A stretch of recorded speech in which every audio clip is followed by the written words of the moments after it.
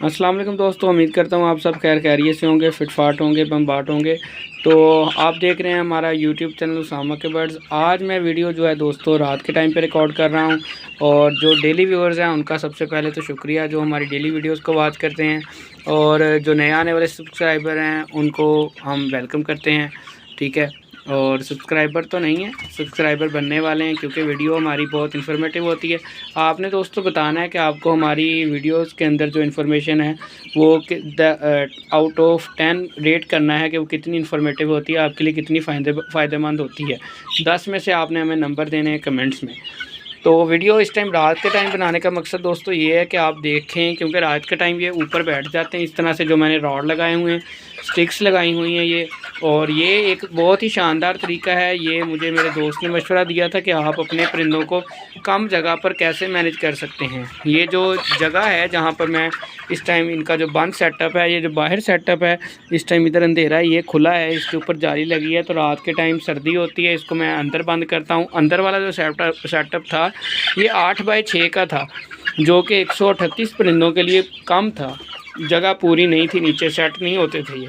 तो मुझे एक भाई ने मशवरा दिया, मेरे अजीज़ हैं अतीक, बहुत मेरे प्यारे अच्छे दोस्त हैं। उन्होंने कहा कि आप ऐसे स्टिक्स लगाएं और इनको स्टिक्स पर ही ऊपर नीचे बैठ जाएंगे और ये जगह आपकी मैनेज हो जाएगी। तो अब ये मैं जब अंदर आया तो कुछ नीचे उतर आए, वरना ये सारे के सारी स्टिक्स पर बैठ जाते हैं और नीचे जो है जगह सारी एक्स्ट्रा बच जाती है। नीचे एक भी परिंदा नहीं होता, सारे ऊपर बैठ जाते हैं। और मैं कहता हूँ कि इस तरह से सेटअप लगा के आप 138 तो क्या, आप 238 चूज़ों को भी इतनी सी जगह के अंदर ही मैनेज कर सकते हैं। ये आइडिया मुझे बहुत ही अच्छा लगा, तो मैंने सोचा आप दोस्तों भाइयों के साथ इसको मैं शेयर करूं अपने इस आइडिया को। ये देखें, इस तरह से सारी रात बैठे रहते हैं। परिंदा है ना, परिंदे की खूबी और ख़ासियत होती है कि वो ऊंचा बैठना पसंद करता है, जैसे शाख पर बैठा हो। तो ये इनके लिए शाख का काम है, इस पर बैठकर ये भी खुश रहते हैं। और जो जगह का इंतज़ाम है, कम जगह वाला हिसाब किताब, वो भी पूरा रहता है। ये जो इस तरह एक दूसरे के अंदर है, ये जब मैं अंदर आया हूँ तो इसलिए यहाँ पर नीचे उतर आए ऊपर से, वरना ये सारे ऊपर बैठ जाते हैं जाकर और अपनी बड़ा अच्छा सेटअप एंजॉय करते हैं। अगर आपके सेटअप में भी जगह कम है तो आप इस तरह से रॉड लगाएं, स्टिक्स लगाएं, ईंटें रखें, या फिर इस तरह कील लगा लें लंबे वाले, और इनको रॉड लगा देंगे, खुद ही ऊपर चढ़ के बैठ जाएंगे, आपको कुछ करने की ज़रूरत नहीं है। अब दोस्तों बात कर लेते हैं इनकी एज और इनकी ग्रोथ की। तो इनकी एज इस टाइम हो चुकी है दोस्तों 63 डेज़, और 63 नहीं 64 डेज़ हो चुकी है तकरीबन।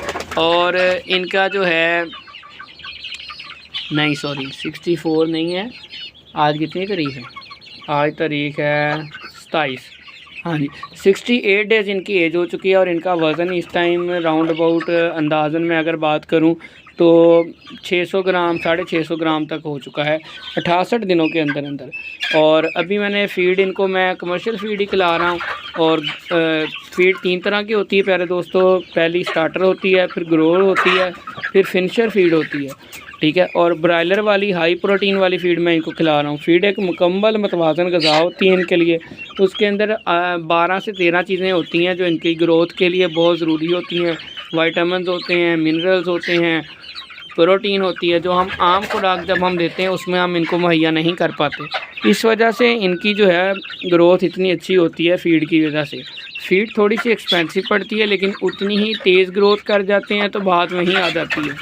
ठीक है, और इस सर्दी का सीज़न स्टार्ट है, आपने मुझे गाइड भी करना है। अब आपका मशवरा दरकार है कि मैं इनको गोश्त के हिसाब से सेल करूं या अंडों के लिहाज से इनको भी रखूं, क्योंकि अंडों में आने पर इनको भी टाइम है। कभी मैं सोचता हूं दोस्तों, ओए वेरी गुड, कभी मैं सोचता हूं कि इनको मैं पहले ही सेल कर दूं, क्योंकि जब इन्होंने अंडों पर आना है तब गर्मियाँ आ गई होंगी।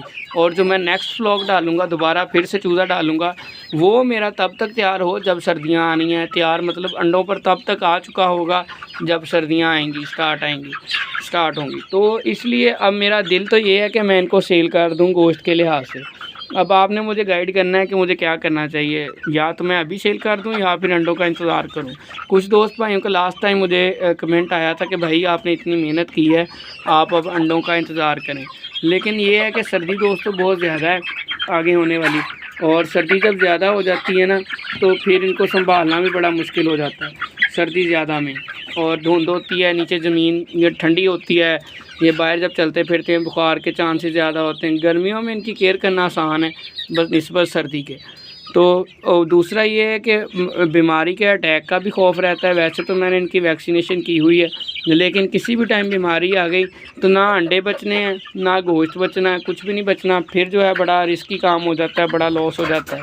ठीक है, तो इसलिए मैं सोचता हूँ कि 9 नकद ना 13 उधार वाला काम, कि मुझे अगर अभी ज़्यादा पैसे नेट कैश पे मुझे राउंड अबाउट इनका अगर मैं सेल करूँगा 1 केजी का वज़न हो जाएगा इनका जब, तो मैं तब अगर सेल करता हूँ तो मुझे इनका आप समझ लें 1,10,000 20,000 रुपया तक मिल सकता है सेल करने पर। कम से कम लगाएं, ये अगर अच्छी डील हो गई कोई तो 1,30,000 35,000 तक भी जा सकता है, बशर्ते के 1 केजी एवरेज वज़न हो।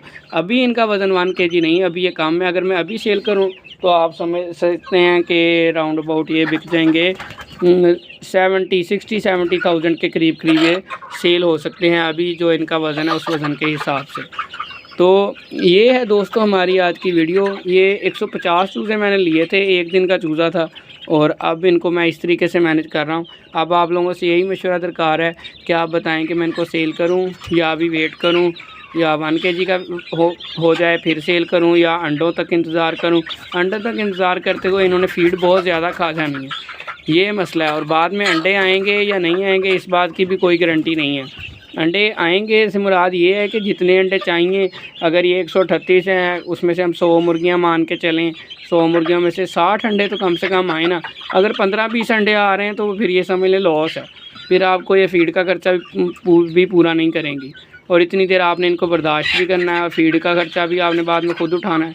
वो उससे अच्छा है कि आप पहले ही इनको सेल कर दें गोश्त के हिसाब से, देसी गोश्त के हिसाब से। देसी गोश्त के पर केजी का जो ज़िंदा का रेट होता है ना वो 900 रुपया 1000 रुपया पर केजी कसाई को इजीली सेल हो जाता है। बड़े परिंदे का रेट अच्छा मिलता है, छोटे चूज़े का रेट कम मिलता है। इन दोनों के पर केजी के रेट में फ़र्क होता है। ये थी दोस्तों हमारी आज की वीडियो। और दिन के टाइम दोस्तों मेरे पास टाइम नहीं था, तो मैंने सोचा आज रात के टाइम चलो वीडियो रिकॉर्ड कर लेते हैं।